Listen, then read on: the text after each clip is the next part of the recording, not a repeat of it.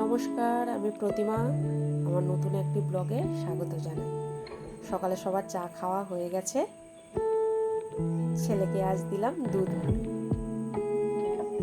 আজ এসেছি শ্বশুরমশাইয়ের পান বড় চা। এটার সঙ্গে অনেকে পরিচিত, আবার অনেকে পরিচিত নয়।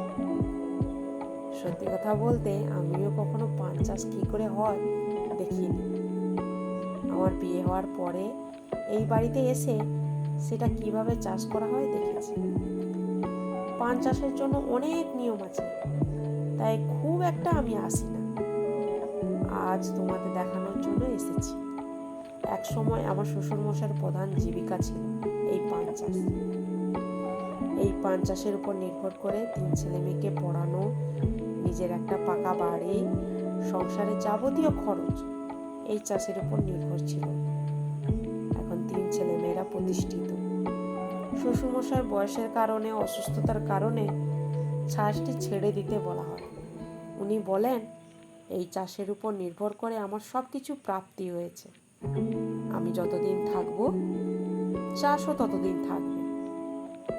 আগে অনেক বড় ছিল, প্রায় ধরো 10 থেকে 11টা, এখন সেটা 3টে এসে পৌঁছেছে। প্রতিটি মানুষের কিছু না কিছু ভালো লাগা, ভালোবাসার জায়গা থাকে। তেমনি হলো আমার শ্বশুরমশাইয়ের ভালো লাগার জায়গা পান বরজ। ভালো লাগার জায়গায় আঘাত করা না করাই ভালো। ওনার যতদিন ভালো লাগে চাষ করুক। শুধু যে পান চাষ করে তা নয়, অনেক সবজি চাষও করতে ভালোবাসেন। দাঁড়াও, বরজ থেকে বেরিয়ে যায়। ওই দেখো, কত ভেন্ডি গাছ লাগিয়েছে, তাতে আবার অনেক ফুলও হয়েছে। এদিকে অনেক পুঁই শাকও লাগিয়েছে। ওই যে দূরে দেখো, লাউ, কুমড়ো, অনেক গাছ লাগিয়েছে। বৃষ্টির জল পেয়ে পাতাগুলো কি সবুজ হয়েছে না? বেশ সুন্দরও লাগছে। এই পুরো জায়গাটায় শুধু সবজি চাষই করা হয়।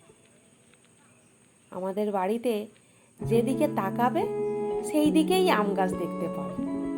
চারিদিকে আম গাছ। আমার শ্বশুরমশাই মিষ্টি জিনিস খুব খেতে ভালোবাসে, তার মধ্যে আমও আছে। এই কারণে চারিদিকে আম গাছ লাগিয়েছে। সারাদিন বৃষ্টি হচ্ছে, একটু থেমেছে তাই বাইরে এসেছি। এই বৃষ্টি যেন পিছন ছাড়বে না আমার। আবার এদিকে শাশুড়ি মা ছিপ নিয়ে বসেছে। আবার আমার ছেলেও যোগ দিয়েছে। না, বৃষ্টিটা বাড়ছে, বাড়ি যাই।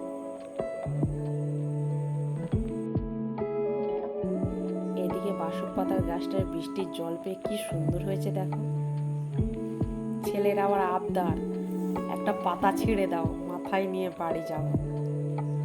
দেখে আবার একটা বড় পাতা ছেড়ে দিলাম।